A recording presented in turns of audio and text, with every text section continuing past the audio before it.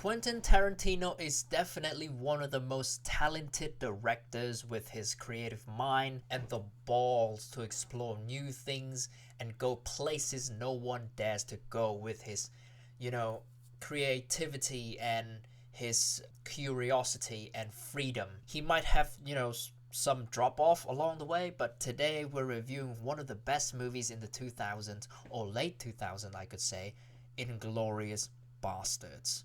It is the first year of Germany's occupation of France. Allied officers Lieutenant Aldo Raine, played by Brad Pitt, assembles a team of Jewish soldiers to commit violent acts of retribution against the Nazis, including the taking of their scalps. He and his men join forces with Brigitte von Hammersmark, a German actress and an undercover agent, to bring down the leaders of the Third Reich. Their fates converge with the theater owner Shosanna Dreyfus, who seeks to avenge the Nazis' execution of her family. Tarantino's movie has everything, like literally everything.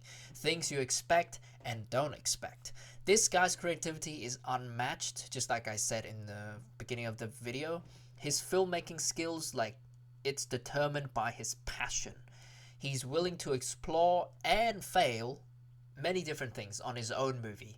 He's literally a fan of movie in general. But at the same time, he has control over the movie set and script writing, so he's able to make these unforgettable movies for us. Inglorious Basterds is one of those. Let's talk about the opening scene. This is the second best scene of the whole movie, hands down one of the most chilling introductions of the villain in film's history. When we're barely 2 minutes in, we already know this guy is not just a random character or an ordinary character. We expect extraordinary out of this guy. He has something up his sleeves. You can just feel it. He didn't say anything strange. He's not acting weird yet. But you already dread and sense some terrible things are about to happen. This is a very powerful opening scene to establish the base of the entire movie. I just can't admire this scene enough. Hans Landa is of course one of the best villains ever made. Whether he is based loosely or entirely on a real person or piece of history or not, I don't give a shit. His character feels so powerful. Every place he walks into, he is in control. He's a talker. He's a speech kind of guy. He's able to turn the conversations on his head. He doesn't just like to be in control. For him, it's his default setting. He got a strong mentality and evil mindset, of course. That's why he's able to get things done in his favor. Played by Christoph Waltz. I know him from Alita Battle Angel. He played like a boring, generic doctor in the film. I kind of overlooked his talent without watching this movie and his other movies. He won an Oscar for this role in this movie, of course, and also for another role in another Tarantino's film, Django Unchained. They basically partner in crime, Tarantino and Christoph Waltz. I don't know if all the characters speak French and German fluently or not. For probably 50 and 60% of the film, they speak French and German, and they speak English for the remainder of it. So I can't judge their accent or choice of words here because I have no idea about French or German language. But I gotta say, his writing is so good. He kept me watching the entire film without wanting to get off, even though they speak French or German. Now let's talk about the best scene in the movie. If you've watched the film, of course it's this scene.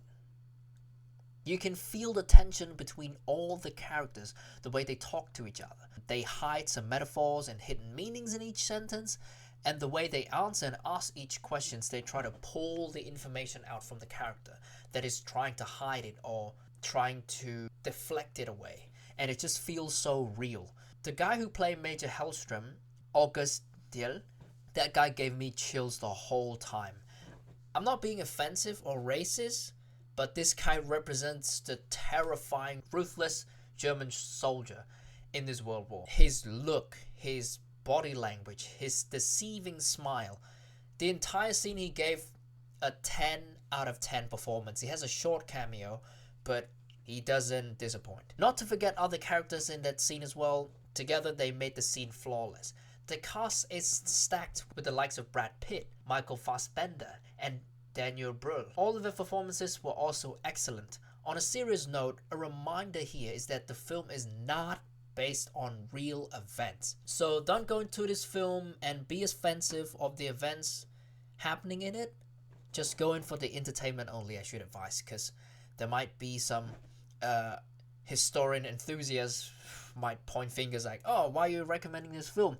They spread propaganda and misinformation. No, they're only there for entertainment. Just don't take it the wrong way. It won't be a Tarantino film if there's no blood and violence in it.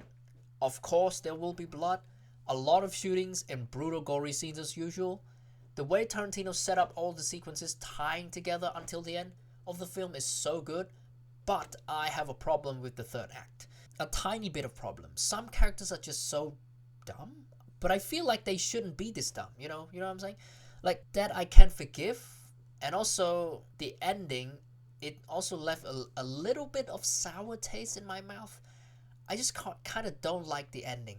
Yeah, it's a satisfying one, but it kind of doesn't make sense in a way. But anyways, I'm gonna go ahead and give this film 9 out of 10. It's almost perfect for me. Almost perfect. And that's it for this video, and we'll see you again in the next one. Goodbye.